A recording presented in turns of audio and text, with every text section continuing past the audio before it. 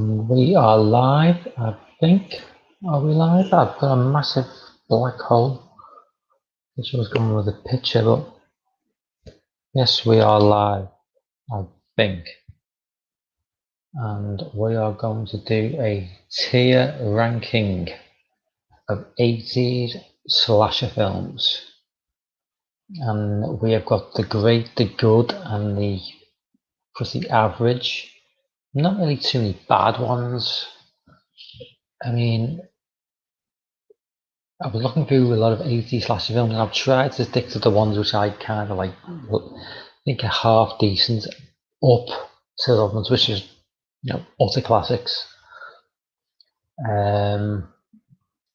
Yeah, I mean, I've not really gone for any of the obscure stuff because I can do that in a separate tier ranking. If anybody's not aware, tier ranking websites, I've seen a lot of booktubers do it. I've seen a lot of like movie sort of film fans do it, but I've not really seen that many. I've not seen any really, people in the horror community do it. So I thought, well, why not? So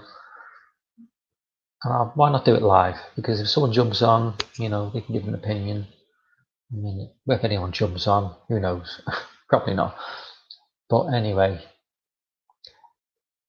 you can always watch this back anyway. So let's just get into it.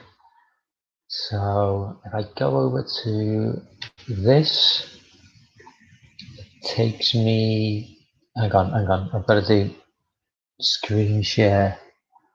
So share screen. Share screen.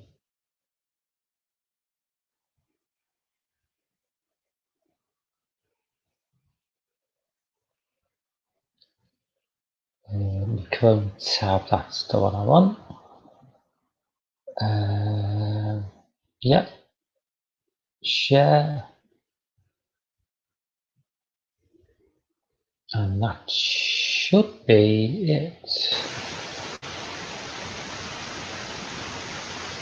I hope. Yeah. That's the one. So we start off in no particular order. I picked around about 34 films.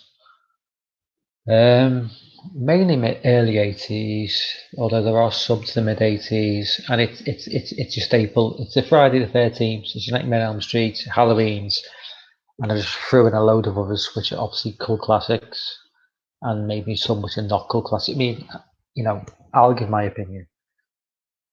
So basically, I put every Friday the 13th film from the 80s in, every Nightmare on Elm Street from the 80s in, and every Halloween from the 80s, and I've also added a few other the quintessential 80s slashers. But I'm just going to start off, with what I've got in front of me. So, you know what? Actually, no, screw that. I'll go back. Why upload the first? So basically, Friday the 13th. So Friday the 13th, the original, the OG, the classic. Now, where do I put this film? Because it's not really a film I regard as one of the, the great sort of slasher films. I mean, it's not bad. It kind of, flew in on Halloween's coattails, and I respect it for what it did, because, at the end of the day, he was responsible probably for more slasher films than whatever released. If you look at Halloween, 1979, we didn't really get much. This came out in 1980. We just got an absolute floodgate of movies. So for that reason, I can't give it an S, because S, I don't know if people are aware of the ranking system. S is the top level, then it goes A, B, C, D. I'm going to have to put Friday the 13th B tier. It's definitely not S tier. And it would be A tier maybe if it was more a better final girl. Mrs. Voorhees revealed at the very end. I thought that was, maybe they could have dropped hints earlier on, but yeah. So I think BT is okay for that. Now, Friday the 13th Part 2, a better film, very short film, extremely short film. The first 10 minutes is basically Friday the 13th Part 1, but it does feature the introduction of Jason proper. Whatever you think about the original movie, was he real, wasn't real? This is adult Jason, and this is the only movie with Sackhead Jason. And there is something really real about this Jason. He's very, very creepy, very, very human. He moves like a human. He doesn't, even in 3 and 4, when he's moving, he is more zombie-esque. He's still human, but in 2, he moves very quickly. There's a scene where he runs across a road into the bushes, and it's very human. And I think that's quite interesting. I think that's probably the only occasion where we've seen like a real human Jason. But it's not a great Friday film for me. That the Jason being the way he is kind of upped the level slightly, but for me, I'm gonna go. I think that's big as well. Yeah, it's big, but I'm gonna put it ahead of Friday the 13th Part 1 because it's definitely a better film. Now we move on to Friday 13th 3D. Now this film is probably most people's either second favourite or third or fourth favourite. I'd say most people either put 4 at number 1 or 1 or 2 at number 1, and maybe to a lesser extent 6 at number 1. I think a lot of people put 3 at number 2 or number 3, and I'm in the same sort of category. For me, I won't spoil things, but for me, Friday the 13th Part 3 has always been around about number 3. For various reasons. It's, which, I won't go into now, but it's a great, Richard Brooke is one of the, arguably the best Jason there's ever been, although, that's debate. Everyone's got the favourite Jason. I think Richard Brooke is fantastic, very physical, very tall, he really owned that character, but in terms of the film itself, it is let down slightly by the sort of like campy 3D effects, which I just like. That just lets the film down slightly when you've got like people doing yo-yos in people's faces and handstands. It's just, but it just knocks it down slightly. But I'm gonna go with A tier because it's definitely better than 2 and 1. And on to the final chapter. Okay, this is a no-brainer. This is S tier. I'll just put it in now and then I'll explain why. Everyone who's a Friday the 13th fan, we all know why we love this film. This is arguably one of the most perfect slasher films of the 1980s. It's the culmination of a fantastic franchise. You've got a great Jason, you've got a great cast. It's the perfect send-off for Jason, really. And, whether I don't think any of us Friday fans dislike the fact that they carried on after 4, because at the end of the day, most of us weren't even into horror films when they made that decision. I was just a child, so I'm glad. But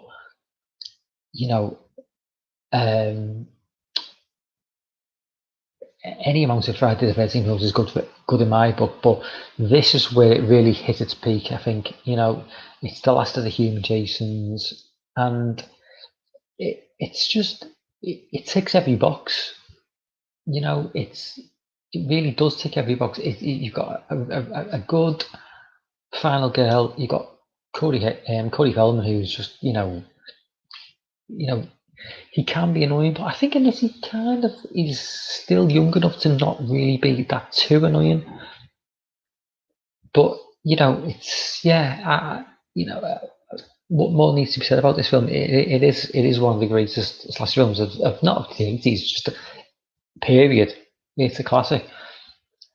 And now we get on to I just burped, and it feels quite, the fact that it's on my Friday Part 5. I'm sorry, Piz, but it is what it is. It's a dirty, sleazy, if Jim Warnowski had done a Friday the 13th film, this would be it. It's massive loss of life, massive nudity, massive loss of Jason, and it is what it is. And I don't mind it. I think if anyone in the UK knows what Marmite means when they say it's a Marmite film, it basically means you either love it or hate it.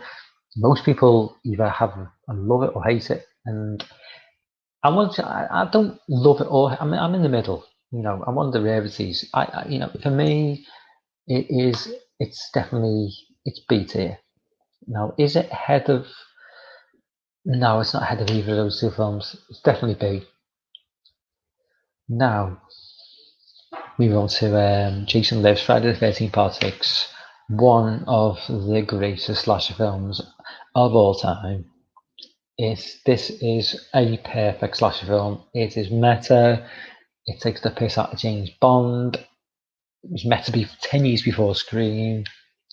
It's got a great Jason and CJ Graham. Is it CJ Graham? I think it is. It's the birth of zombie Jason. Oh my god, this film is so good. This is my introduction to the Friday the 13th franchise. It's like, oh, hey Jess. Just I'm trying to multi-screen. Yes. Oh, thank you, Jess. Yeah. We'll see whether you agree. I mean, I'm doing the whole Friday the 13th. I'm doing other 80s films, so we'll see at the end. But yeah, Friday the 13th Part 6 is the film that introduced me to Jason. I must have been 12 years old. Friday the 13th Part 6 came out in 86. Now, I was born in 76, so I got introduced to horror in 1988. I just started senior school. I was 12 years old, and when I moved it was about 6 months in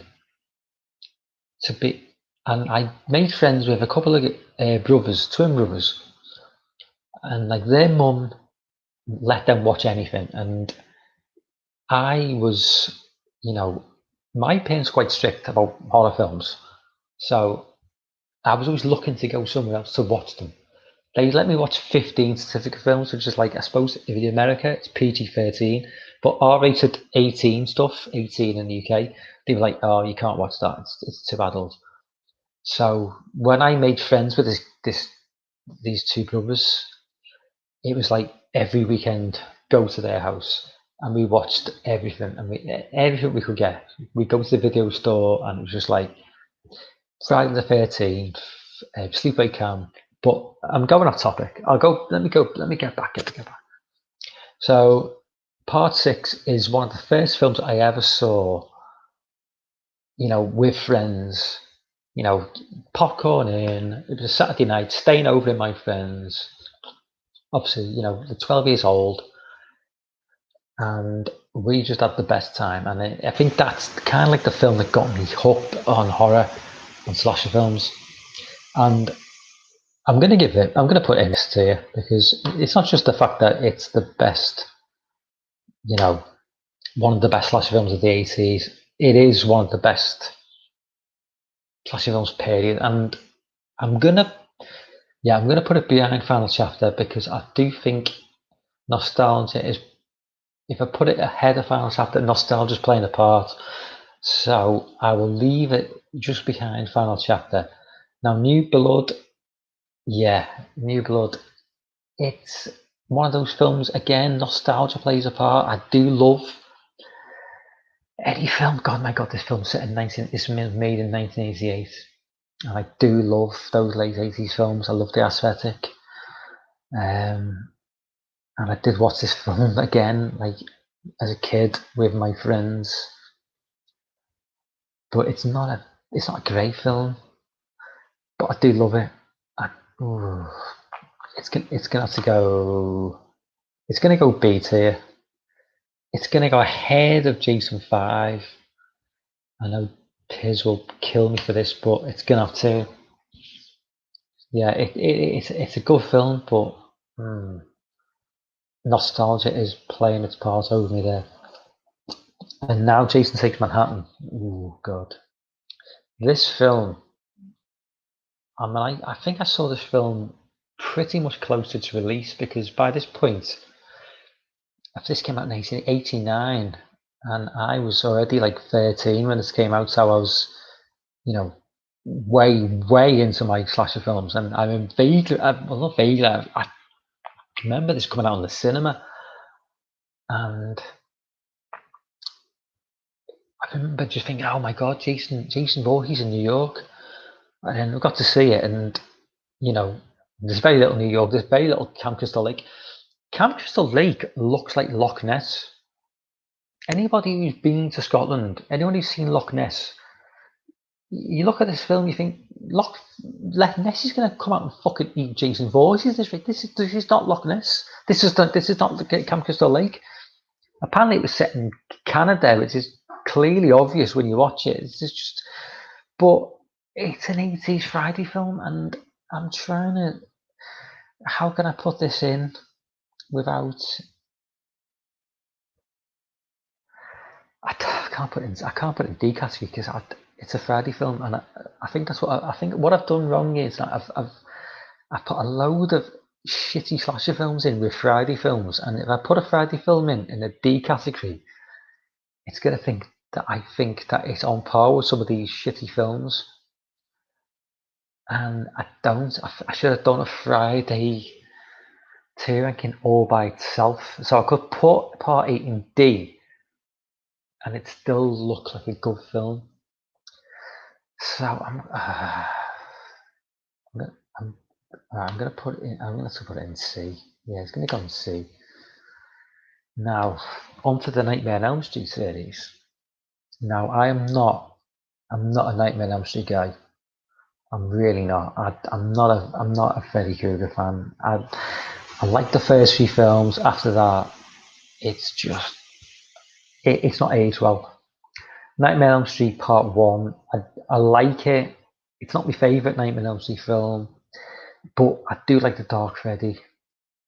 It is the well, actually, Freddy's Revenge. Freddy is the darkest, but I'm gonna put that's gonna go B.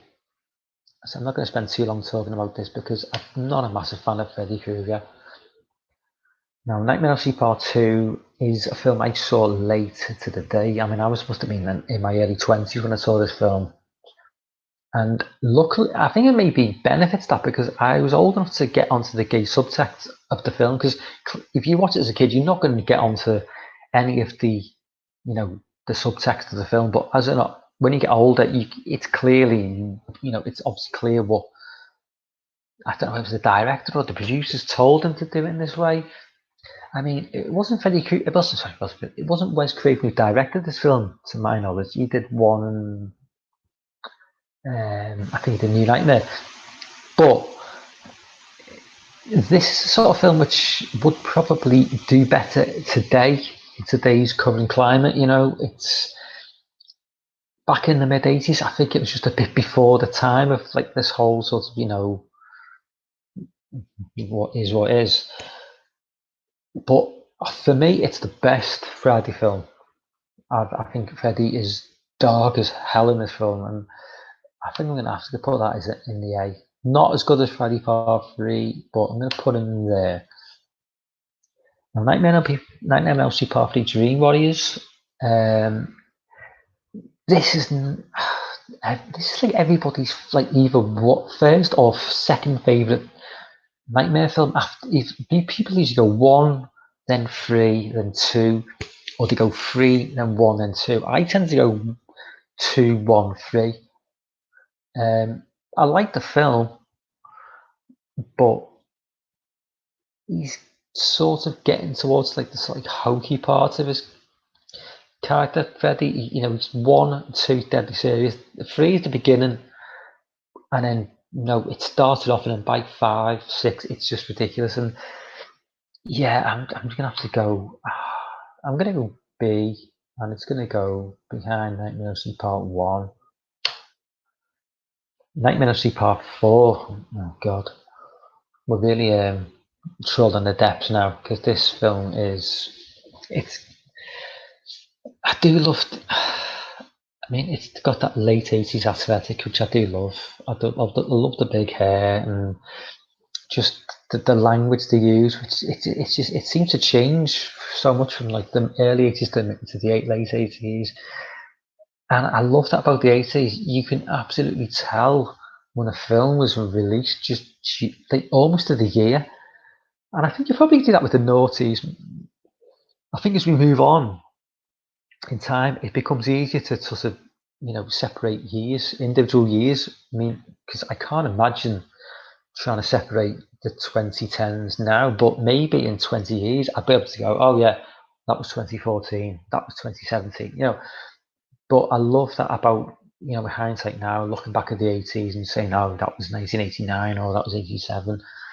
But yeah, Nightmare 4, it's C, and it's behind Jason Segel. It's not a good film. Nightmare 5, it's just going D.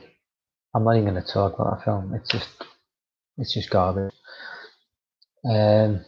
Now we move on to the Halloween films. I've still got quite a few films to go through. Halloween 2. Now, obviously, no Halloween, because that was 78. That would be S. That would be the greatest film ever made, or greatest slasher film ever made. Halloween 2. Now, I don't know where to put this. I kind of feel like I've made a rod for my own back by putting. See, by putting Jason Lives and Final Chapter on an S tier, I kind of feel like I've made a rod for my own back, because I was going to put this at A tier, but can I really put this below them two films? I don't know. It's like, and yeah, I think I fucked up. You know what? It's not S tier. It's not. It's A tier, and it's in front of Halloween 3. It is. It's not S tier. It's not. And call me out on that if you want. I don't care. Now this one is tough. This is Halloween 3. Oh my god, this is a tough one, because I adore this film, but I'm aware of its flaws, and I really don't know where to put this one, because I can't put it above Halloween 2, surely.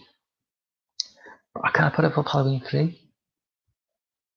Sorry, Friday 3. This film, oh my god, this film. So anyone who Halloween 3, right? So back in the day, late 80s, Halloween 3, I recorded it on the TV in my mum's house. And there's a scene with Tom, what's his name? From The Fog. I can't remember his second fucking name. Just tell me what his second name is, man. There's a scene with him and the female lead, and she's just got a shower, and she comes out and she kind of like reveals herself. That scene for me is like, oh my god. That is just like my childhood. One of my first occasions of just like, oh Jesus, I love movies. What's his name? Tom fucking, my mind's gone blank. Anyway, Halloween 3 is a fantastic movie. It completely goes off off script with the franchise, and a lot of people didn't. Thank you, Jess. Tom Atkins. My God, how did I forget that? Anyway, it goes completely off script with the Halloween franchise, but it's arguably I'm going to say it now. I think it's the third best Halloween film. I would say it goes 1, 2, 3, 4, 6, 5, and anything after that I don't even regard as proper Halloween films. But where right, it's gonna go A tier. It's gonna go fucking hell, man. It's gonna go in between.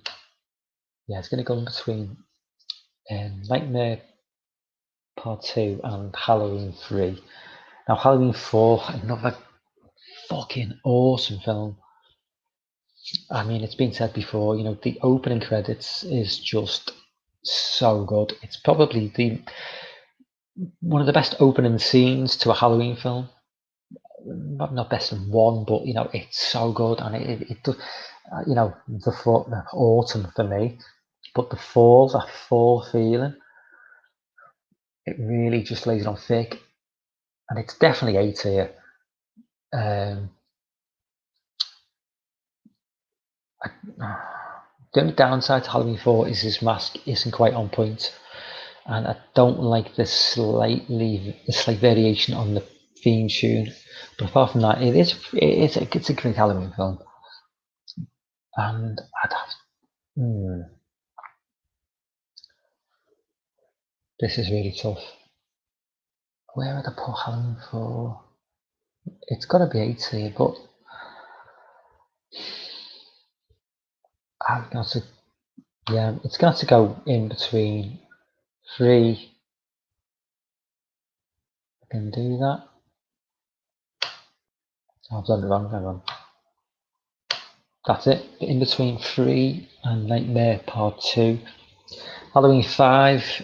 This is not a great film, but I do love it because it is a 1980s film, and it's made in 89, and I was 13 in 89. So any film made around this period, which was a slasher film, I adore. I appreciate it for all its faults, but it is not a great film. Now, for a non-Halloween fan, they would probably give this a D, but I am just gonna have to. It's gonna go in the B category. It's gonna have to go. Yeah, it's gonna have to go in between Halloween. No, it's gonna go in between Nightmare on Elm Street and Nightmare on Elm Street Part 3. I know that's a controversial choice, but I'm a Halloween whore. So now this is interesting. The Burning, 1981. This is a film I didn't see until I was an adult. Now another random. I'm going to go off on a random discussion now again.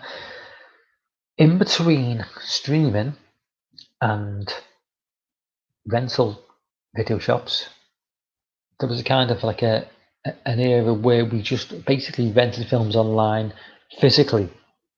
You know, we didn't download them, we didn't stream them. You know, we had to rent them. The video shops had gone, more or less. Amazon bought out a rental service. And so we started renting films online and then sending them back through the post. And that opened up a world to me. I mean, I can't tell you, I'll do a separate video on this. The amount of movies that I was just, it opened a world to me. Like Black Christmas, I never even knew that film existed. I'm not going to talk about Black Christmas now because it's a 70s film. But one of those films that was, you know, I was made aware of was The Burning from 1981. Never knew anything about this film. It was never in any video store when I was a kid. Certainly wasn't in Blockbuster when I was a kid.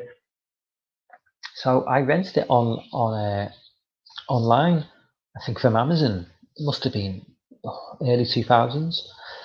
And this movie blew me away. I mean, I can't believe that I'd never. But bear in mind, you know, I grew up in the 80s and in the 90s, early 90s as a teenager. We didn't have the internet. So, we weren't aware of any of this stuff. So it wasn't until I didn't get the internet until 2002. So I didn't get online movie subscription until probably 2004, 2003.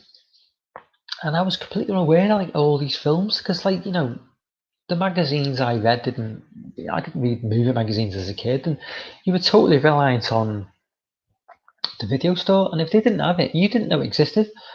So, there's a lot to be said for that period between streaming and the VHS store.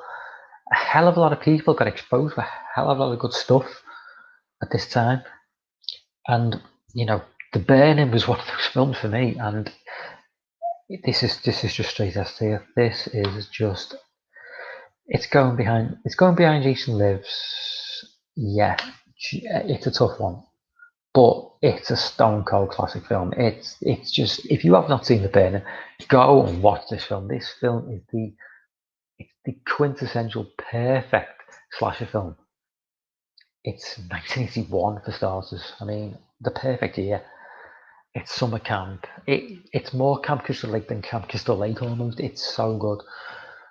But I can't spend all my time talking about fucking The Burning. So on to Prom Night. Now, this is another film I saw late. I'm not sure this was one I saw online sort of rental, but it was definitely toward the late 90s. It was definitely one of those. May have been in the later era of the VHS store, where I got it on DVD. All I knew about it was Jamie Lee Curtis was in it, and that's all. And that was enough to get me interested. But in terms of it's not a quality film.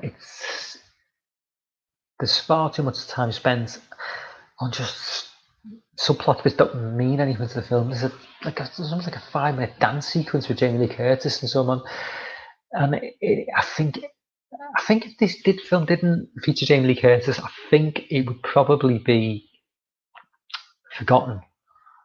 But I think it's due to her, appearance. It's kind of remembered more. But this for me is definitely C tier. Yeah, I'm just gonna put it behind. No, Behind Nightmare 4. Yeah, definitely there. Now, Madman from 1981 was 82. I think it's 1982. A film based on the Cropsey legend, which is what The Burning was based on. Now, I think Madman, I don't quite know the story. I think, excuse me. I think Madman may have tried to get in there first with the story, and they lost out to The Burning. There's some sort of story around it. I'm not sure what it is, but both Madman and The Burning are based on the Cropsey legend. Now, the Madman, it's bad. It's not very well acted. It's quite badly acted. The killer is not as he's not as iconic as Cropsey in The Burning. But I do like this film. It's an early 80s slasher film. It's in the woods. Looking at, and it's got that typical beginning of all around the campfire, telling the urban legend. And I'm just a sucker for those sorts of films. So, even though it's not a great film, it is B tier for me, and it's behind it's definitely in front of Halloween 5, but behind Nightmare 1. Now, I'm not even sure what I think this is Pieces. I've downloaded the image, and I think it's Pieces. No, it's My Bloody Valentine. Sorry. No, it's My Bloody Valentine. It doesn't say on the words, but yeah, My Bloody Valentine is definitely, it's upper A, lower S. This is a film I saw when I did see this film as a kid, and I've seen it numerous times since. It is just, I love the aesthetic of it. I love the small town setting. It is very Canadian. apparently, so I've been told. And I can, as an Englishman, I can get onto that Canadian accent. I'm not overly fond of, like, I mean, the ending could be better. I mean, I do love it, but as I say, I'm hovering between S and F. You know what? It's not S. I think it's between, yeah. I put it between Halloween 2 and Friday Part 3.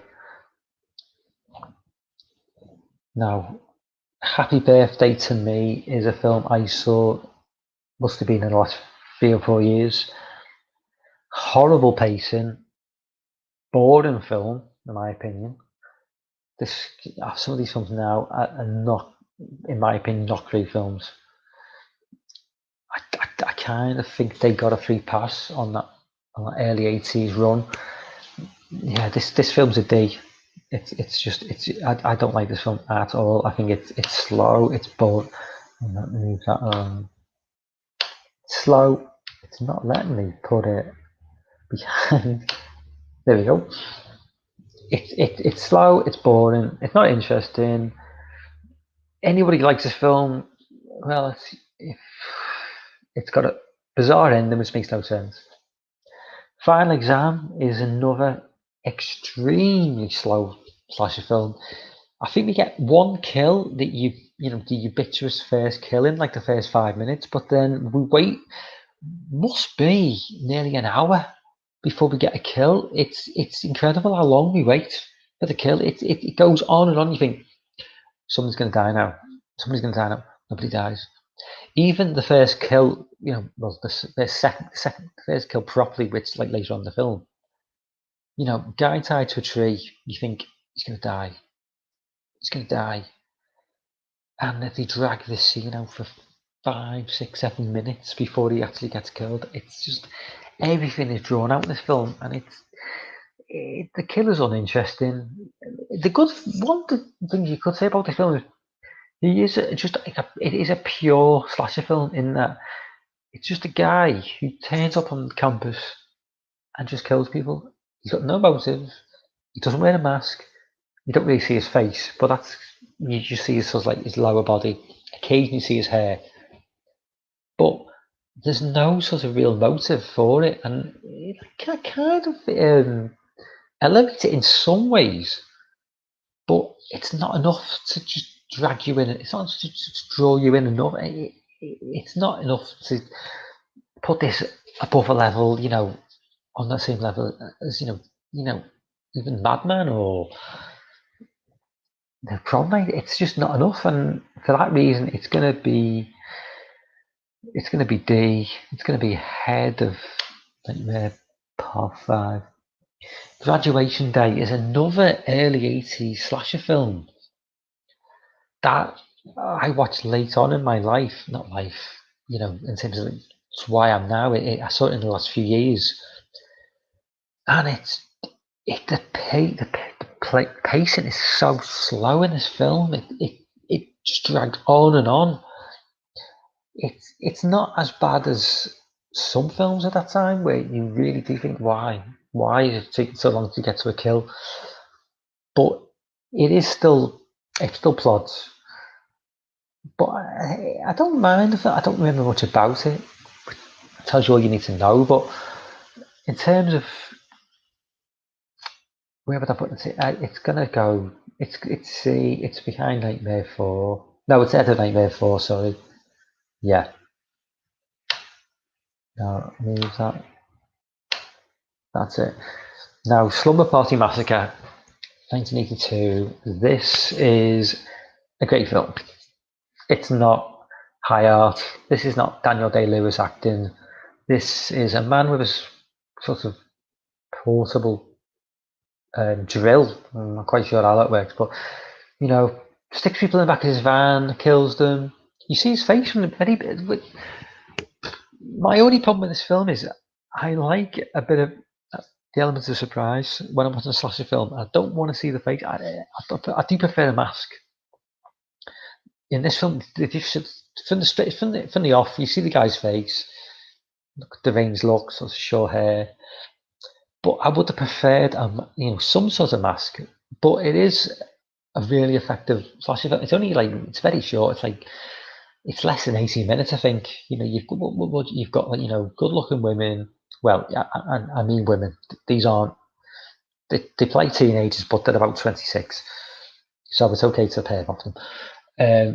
But it's one of those films where it's like a McDonald's cheeseburger.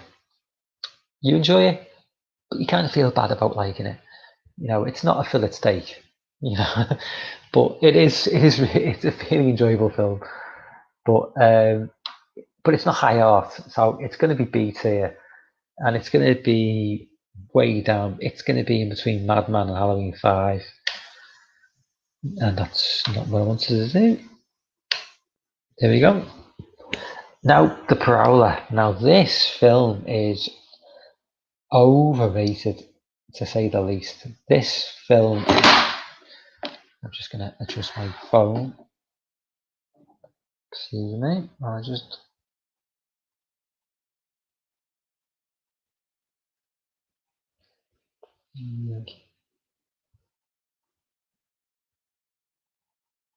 sorry about this.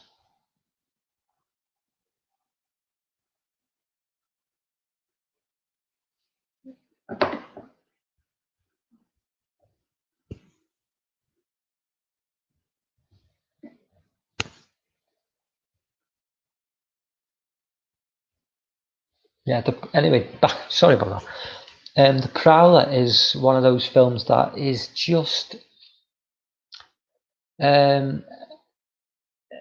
it gets this sort of cult following. I don't understand why. It's not great. This is not a great film. This is basically, from what I remember of it, because I saw this film late, so I actually feel like you can be a bit more sort of productive with your criticism when you see a film like late on, rather as a child. This film to me is like it's more like, it's like 10 minutes guy walking around killing people, and like 70 minutes some guy running around with his girlfriend following him, and that's what it is. It's some really good gore effects by Tom Savini, but the plot is just, and the way it's told is just poor. This is going CT behind Nightmare 4. Not a good film whatsoever, and now we go to another overrated 80s slasher film, in my opinion, the Funhouse. It's been done far better recently with Hellfest and Horns. I think this movie sort of flies by on its reputation as an early 80s slasher film. I think it gets a free pass on it. I think some of these 80s films get a free pass based on when they were made, and it needs a modern eye to sort of have another look and go, this isn't that great. Some films stand out.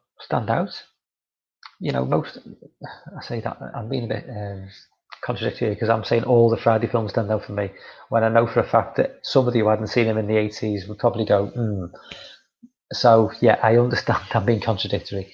But as an adult watching The Funhouse, it's, for me, not a great film. It's very slow. I don't like the killer.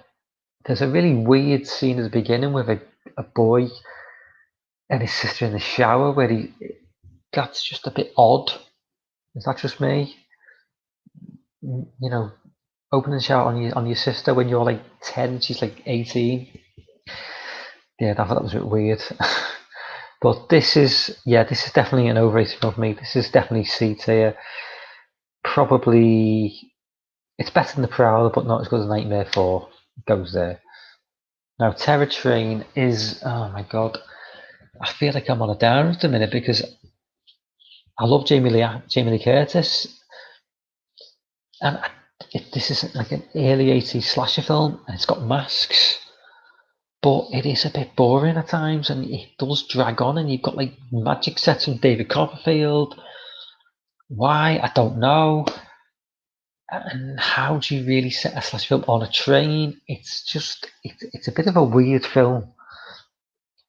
I do like it though. I do like the setting, and I do like that's Jamie Lee Curtis. I can't. How can I put Jamie Lee Curtis in C tier?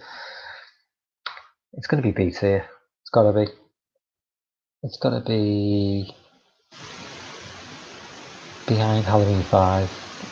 Is it? Yeah, behind Halloween 5. Now, this is Pieces. Yeah, this is Pieces. I knew when I downloaded the Pieces thumbnail, it didn't have any English on it, so I wasn't quite sure. Oh no, sorry, that's not Pieces. This is Hell Night. Jesus Christ, this is Hell Night with oh my God, Exorcist girl. What's her name? Jess, help me out, please. Are you still there? Have you gone? This is Hell Night. Yeah. This I really enjoy elements of this film. I like the build up. I'm not so keen on the final act. It's kind of like the build up to the reveal of like the villains. And I do like them, but I like kind of like the build up to it rather than the final reveal. Whereas some films you kind of like you prefer the reveal to the build up, but it's definitely I don't think it's B tier.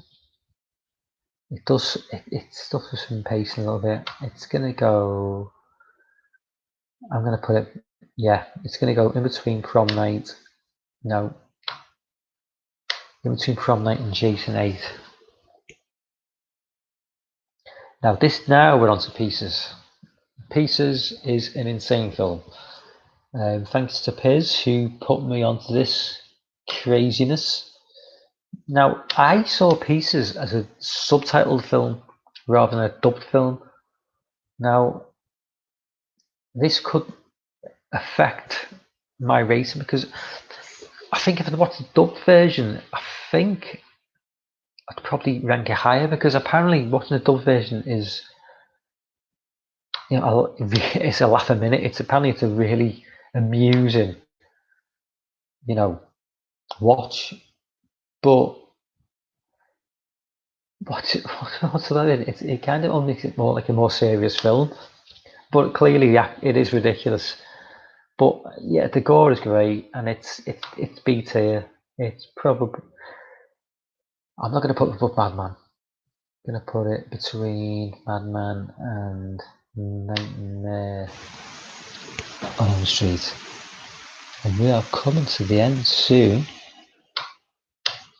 And we've got Just Before Dawn. Now, I know people love this film, and I know it's another film that I've seen late in the day. Not that late in the day. I did see it as an adult though. I was like 21. And I think that has seriously affected my rating of this film because I think if I'd seen this as a kid, it would be way higher. Two cannibalistic, psychopathic brothers killing people in like the middle of nowhere. What's not to love? It's very Wrong Turn-esque, but like long before Wrong Turn was a thing.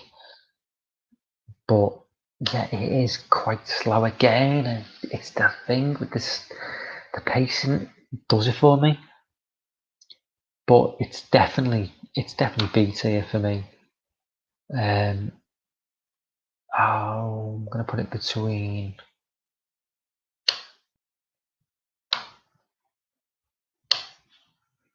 I'm gonna put it between. I'm trying to move it, it's not letting me. Yeah, between part 5 and part 7 of Friday the 13th. Now, Sleepaway Camp. Now, this is a film that. Now, I've got a good story to tell about a film coming up, but Sleepaway Camp is a film I saw long after Sleepaway Camp 2. So I was kind of already aware of the plot twist. Somebody revealed to me. But it did not, knowing the plot twist, it did affect my sort of feelings of the film. I've never held like a deep affiliation with this film. I like it, but it's just one of those films that I never really clicked with me. And as I say, the sequel did far more. So I'm just going to very quickly. It is B tier, but I'm going to put it behind Nightmare 3. Now, I'm going to take, rather than go to the Mutilator, I'm going to go to Sleepaway Camp 2, because this film I love far more. Because this film, when I was a kid, this film came out in '88. When I was a kid, roughly around about 1989, I went to the video store with my friends, and we seen this video in the video store, and on the cover it's Angela, and is that, I can't remember, it is the same character, isn't it? Anyway, she's got a bag on her shoulder, Freddy Krueger glove, Jason mask, and we thought, is Jason, and when you're a kid, it all goes around the school, playground whispers, Chinese whispers. Have you seen that film? It's got Jason Voorhees and Freddy Krueger in, but it's not a Friday the 13th film or a Nightmare on Elm Street film. It was like, what?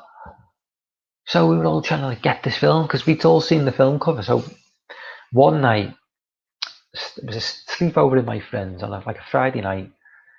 Went back to his house, went to the video store. His mum didn't give a shit about renting R-rated films, 18 rated films. We just rented them. Went back, played Double Dragon 2 on the Commodore 64, played Rainbow Islands on the Commodore 64, watched, oh my god, we watched he had Sky One, so we were watching WWF Wrestling Challenge, and then that night, later that night, we put on, it was called Nightmare Vacation 2, Sleepaway Camp 2. So we put that film on, and oh my mind was blown, because this was, I'd seen some of the Friday films, but this was a little bit more R-rated in terms of the nudity and stuff. And if you've seen the film, there's a couple of scenes in that. So I'm watching this film with my two friends, twin brothers, and the mum's watching it with us. And she's got no problem with the violence. People getting sliced and diced, no problem. But then you get to a certain scene in a shower cubicle, and it's like, oh my god, we're sitting there, bear in mind, we're 12, 13 years old, at that age. We're just hands down,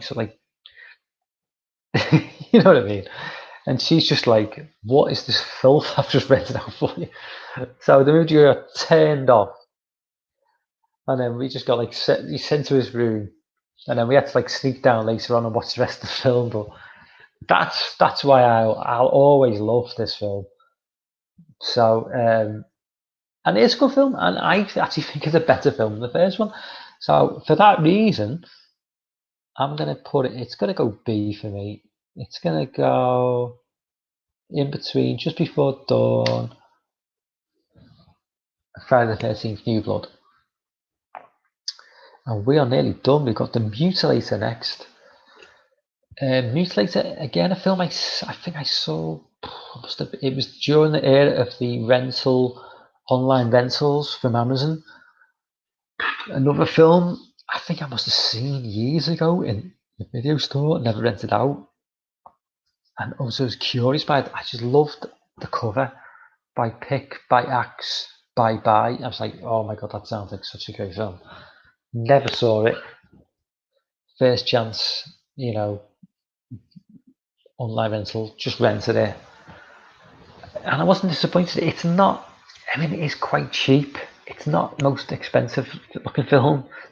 There's also a scene where, maybe I remember things badly, but there's a scene where there's a girl swimming in the swimming pool, and there's a point where she looks like she's getting oral sex off someone by a reaction, but it insinuates that it's by the killer, and I'm like, maybe that's just me, but I'm sure that was what happened, which is a bit weird. but it's. I think I might have seen the slightly cut version. I don't think I've seen the uncut version, but it's quite a brutal film. It's a very brutal film actually,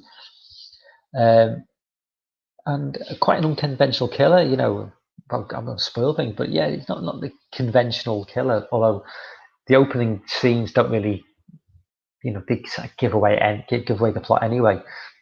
But this would be definitely B tier. I'd put this. Yeah. Oh, hang on a minute. No, Ahead of Just Before Dawn. Yeah. And finally, Chopping Mall. No, I know I've missed out a lot of slasher films on this list. I'm going to do another one.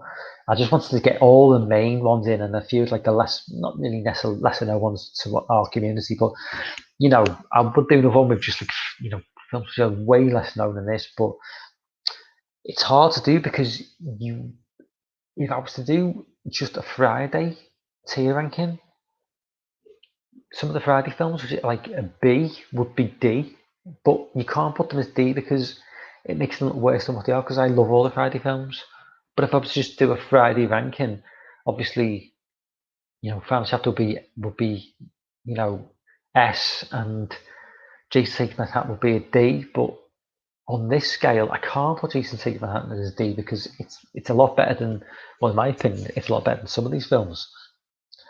But finally, Chopping Mall. Yeah, this is a film that I must have saw. I think I saw this in the late 90s, and this has got every. I mean, I hesitated to put this in because thinking, is this really a slasher film? I'm kind of like, a slasher film for me is usually it's like a human element. Machines don't really classify as a slasher film, but it's got, apart from the fact that there's no humans doing the killing, it's got gorgeous women, it's got jocks, it's got nerds, it's got, you know, sluts, it's got, you know, female geeks, it's got everything you want from a slasher film. It's got the guy out in Gremlins whose name escapes me now, but he's great as usual. But it's yeah, this is a really, really, really enjoyable slasher film. As I say, slasher film. I'm not entirely sure you call it that, but this would be definitely in the B ranking. Probably, yeah. I think I'd probably put this between Madman and Slumber Party Massacre,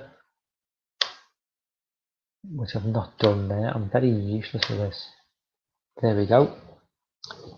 Yeah, that would be it. Save, download. And I think I have saved my tier list ranking for that. Save.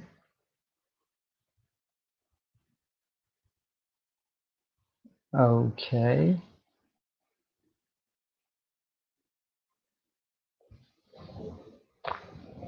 Anyway, back to StreamYard.